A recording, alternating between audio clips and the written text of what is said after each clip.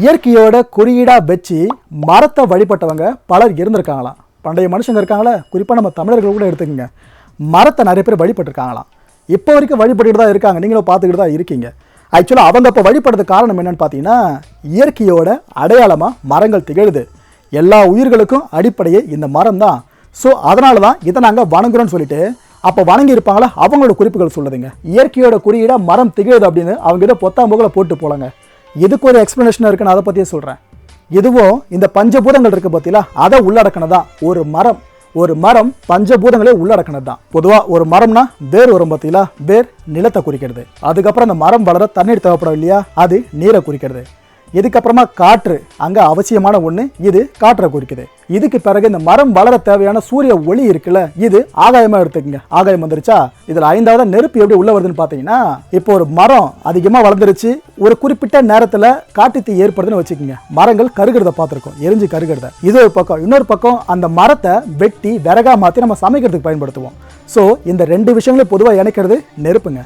நெருப்பு உள்ள வந்துருச்சா, ஸோ இதை பேஸ் பண்ணி தான் சொல்கிறாங்க பஞ்சபூதங்களையும் மரம் குறிக்கிறதால தான் இயற்கையோட அடையாளமாக நாங்கள் அதை வணங்கிட்டு இருக்கோம்னு சொல்லிட்டு. இதில் இன்னொரு விஷயம் நீங்கள் கொஞ்சம் கூட எதிர்பார்க்க மாட்டீங்க. இந்த கிராஸ் சிம்பிள் இருக்குல்லங்க, இந்த ஜீசஸை வழிபடுறவங்களாம் போட்டிருப்பாங்க கிராஸ் சிம்பிள், இந்த குறுக்கு குறியீடு பிறந்தது கூட இந்த மரத்தில் இருந்துதானே இன்னொரு நம்பிக்கையும் இருக்குது. ஒன்றும் இல்லைங்க, இப்போ ஒரு மரம் பூமியிலேருந்து வளருதுன்னா நேராக இந்த ஷேப்பில் இருக்கும். அதுக்கப்புறம் கிளைகள் பிரியுது பார்த்தீங்களா, அப்படி பிரிய என்னாகும் பார்க்கறதுக்கு உங்களுக்கு இந்த ஷேப் கிடைக்கும். கிட்டத்தட்ட கிராஸ் சிம்பிள் ஷேப் கிடச்சிருச்சா, கீழே இருந்து ஒரு மரம் வருது, அதுக்கப்புறம் பிரியுது. ஸோ கிட்டத்தட்ட கிராஸ் கிடச்சிருச்சு உங்களுக்கு. இந்த மரத்தை அவங்க தெய்வமாக நினச்சி வழிபட்டதால தான் இதுக்கப்புறம் அவங்க இந்த சிவன் விஷ்ணுன்னு சொல்லிட்டு எந்த தெய்வத்தை மனசில் நினச்சாலும் அந்த தெய்வங்களுக்கு சிலுவை, இந்த குறுக்கு குறியீடு இருக்குல்ல, இதை பேஸ் பண்ணி சிற்பங்களை வடிக்கிறாங்களாம். இது ஒரு பாயிண்ட் ஆஃப் இருக்குங்க, பெர்செப்ஷன் இந்த பக்கம். அதுக்கு உதாரணமாக பல சிலைகளையும் சொல்லலாம், பல ஓவியங்களையும் சொல்லலாம். அதில் நம்மளுக்கு பரிச்சயமான நடராஜர் சிலை இருக்குல்ல, நான் அது கூட உங்களுக்கு ஓமைப்படுத்துறேன். நடராஜர் சிலையில் பார்த்தீங்கன்னா கீழே இருக்க ஒரு காலாக இருக்கட்டும், அங்கேருந்து தலை மேலே நெத்தி இருக்குல்ல, அது வரைக்கும் போங்க, ஒரு லைன் உங்களுக்கு தெரியும். அப்படியே அந்த 2 கைகள் விரியுது பார்த்தீங்களா, இதை எல்லாத்தையும் நீங்கள் பார்த்தீங்கன்னா 2வது லைன் தெரியுங்க. ஸோ கிட்டத்தட்ட இந்த ஷேப் கிடச்சிருச்சா உங்களுக்கு.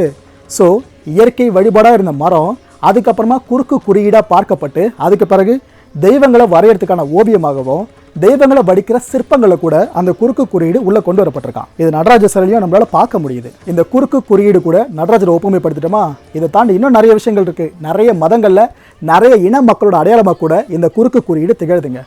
அதில் குறிப்பிட்டு சொல்லனா, உலக மக்கள் எல்லாருக்குமே தெரிஞ்ச ஒரு குறுக்கு குறியீடு சிலுவை. இந்த கிறிஸ்டியானிட்டி ஃபாலோ பண்ணுறாங்களே, சிலுவையை வழிபடுவாங்க. ஆனால் இதில் என்ன ஒரு விஷயம்னா, கிறிஸ்து பிறக்கிறதுக்கு முன்னாடியே இந்த குறுக்கு குறியீடு சிலுவை அப்படின்ற குறியீடு இருக்குல்ல, இதை நிறைய பேர் வழிபட்டுருக்காங்க. அதில் குறிப்பிட்டு ஒரு பிரிவினரை சொல்லனா, எஜிப்தில் வாழ்ந்துருக்காங்களா அவங்கள சொல்லலாம்.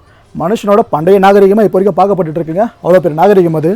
ஈஜிப்தில் பார்த்தீங்கன்னா ஆங்க் அப்படின்ற ஒரு குறியீட்டின் பேரில் எஜிப்தியன் ஹைரோக்ளிஃப், அந்த சித்திர எழுத்துக்கள் பார்த்துருப்பீங்களே, அந்த எஜிப்தியன் ஹைரோக்ளிஃப் ரெப்ரசன்ட் பண்ணுறது லைஃபாங்க, வாழ்க்கை. இந்த ஆங்க் அப்படின்ற குறியீடை பார்த்தீங்கன்னா கிட்டத்தட்ட சிலுவை கூட ஒத்து போகும். இல்லை அடுத்ததாக இந்த பாஸ் கிராஸ் அப்படி இல்லைன்னா லாவுரு அப்படின்னு சொல்லுவாங்க. இது செல்டிக் நாகரிக மக்கள் இருக்காங்களே அவங்கள குறிக்கிறது. இதுலேயே பாஸ்க் இன மக்கள் இருப்பாங்களா அவங்களே குறிக்கிறாங்க இந்த குறியீடு. இதுலேயே அவங்களுக்கு சிமிலாரிட்டி கிடைக்கும் சிலுவைக்கும் இதுக்கும்.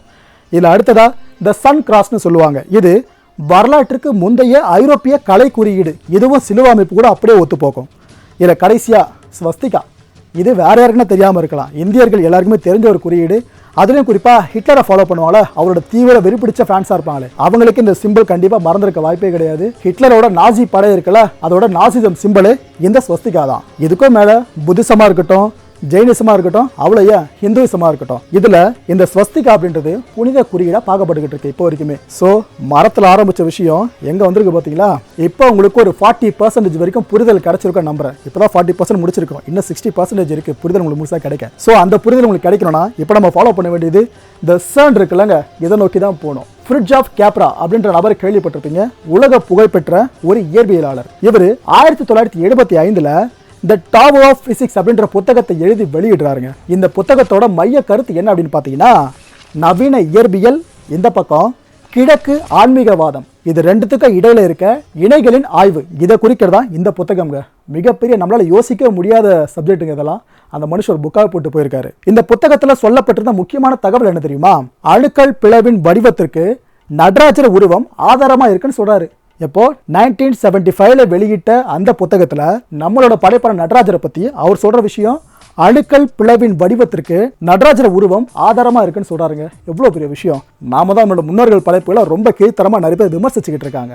ஆனா இங்க பாத்தீங்களா, மேலை நாட்டினவர்கள் எல்லாருக்குமே இங்க இருக்கிற ஒவ்வொரு கட்டுமானம், ஒவ்வொரு சிற்பங்களோட வலிமை தெரிஞ்சிருக்கு.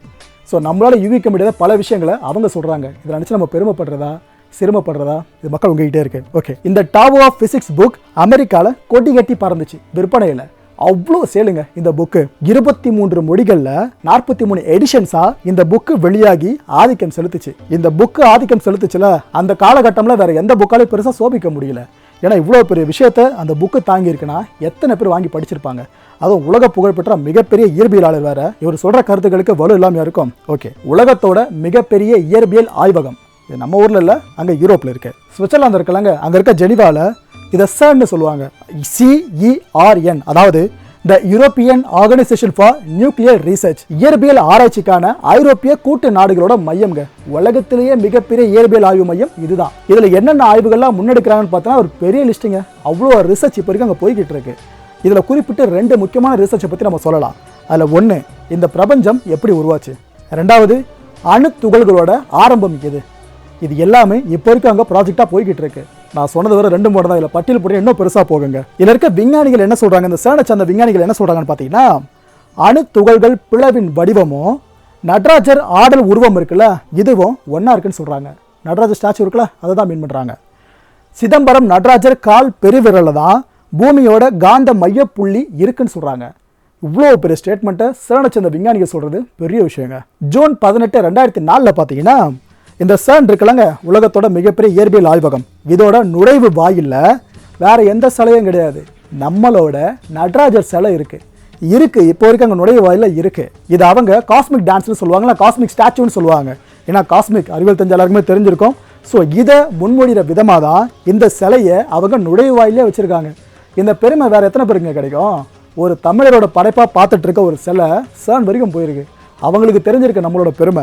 இந்த சிலையை CERNக்கு கொடுத்த யாருன்னு நினைக்கிறீங்க? நம்ம இளைஞர்கள் எல்லாருக்கும் மிகப்பெரிய கனவு பலமாக திகழ்றாரு அப்துல் கலாம் ஐயா அவர்கள். அவர் கொடுத்துட்டு போன சிலையை தான் இன்ன வரைக்கும் அவங்க வச்சுக்கிட்டு இருக்காங்க. எப்போ கொடுத்தாரு? 2004 கொடுத்துருக்காரு, ஜூன் 18. இது ஆக்சுவலாக CERN கூட இந்திய அரசு நல்ல நட்புணர்வோடு இருக்கு அப்படின்றத வெளிக்கொண்டுற விதமாக தான் இந்த சிலையை அப்போ இருந்த குடியரசுத் தலைவர் டாக்டர் அப்துல் கலாம் அவர்கள் இவங்களுக்கு கொடுத்துருந்தாருங்க. ஸோ அதை அவங்க எப்போ வரைக்கும் வச்சு பாதுகாத்துட்டு இருக்காங்க. அப்துல் கலாம் அவர்கள் இஸ்லாமிய மதத்தை சேர்ந்தவர், அது எல்லாருக்கும் தெரிஞ்ச விஷயம் தான். ஆனால் அவர் இந்த சிலையை பற்றி என்ன சொல்லியிருக்காரு தெரியுமா? அணுவும் நானே அண்டமும் நானே அப்படின்னு சிவபெருமான் சொல்கிறதா அப்துல் கலாம் அவர்கள் சொல்கிறாருங்க. விஞ்ஞானம் அப்படின்றது மதங்களை கடந்ததுன்னு சொல்லுவாங்க பார்த்தீங்களா, இங்கே அது வெட்ட வெளிச்சமாக இருக்குது. இந்த ஸ்டாச்சு அவங்க கொண்டு போயிட்டு ஏதோ சும்மா வைக்கணுமெல்லாம் வைக்கலாங்க. அந்த CERN வாசலில் என்ன பண்ணியிருக்காங்க பார்த்தீங்கன்னா, சின்னதாக லைட்டிங்கை ஒன்று அங்கே செட் பண்ணியிருக்காங்க இந்த சிலைக்கு அருகில். இதனால் பார்த்தீங்கன்னா நைட்டில் இந்த லைட் அந்த சிலை மேலே விடும் பார்த்தீங்களா, அப்போது இந்த CERN கட்டட தொகுதி இருக்குல்ல, அந்த கட்டட தொகுதிக்கு மேலே இந்த சிலையோட நிழல் அவ்வளோ பெருசாக விடுமா. அதே ஒரு கலைநயத்தோடு அந்த விஞ்ஞானிகள் பண்ணியிருக்காங்க. நம்மளோட பெருமை நாம பெருசாக பாடலை, அங்கே பாடிக்கிட்டு இருக்காங்க.